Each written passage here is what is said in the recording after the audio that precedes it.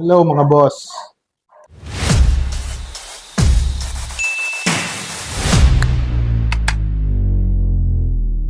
Maulang araw po sa inyong lahat. Yan. Tara po, kain tayo.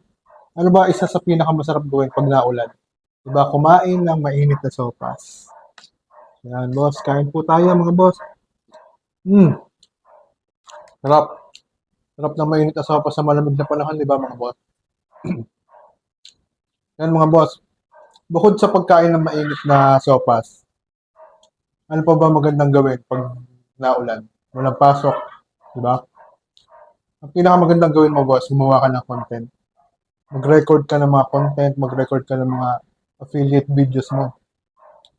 At ang maganda dyan, mga boss, pwede mo yan i-draft dyan sa cellphone mo. Maka-edit ka ng 5 hanggang 10 videos, i-draft mo para sa mga susunod na araw, meron ka ng pondo sa pag-upload ng video. Hindi mo na siya poproblemahin. Di ba mga boss, magandang strategy yan? Upang hindi ka maubusan ng oras sa paggawa ng content, sa paggawa ng mga videos, i-draft mo na lang dyan sa cellphone mo. At kung may desktop ka naman, pwede mong i-schedule yan mga boss. Yun yung isang bagong feature ngayon ni TikTok. Pwede kang mag-schedule posts mga boss ng mga videos. Yan mga boss.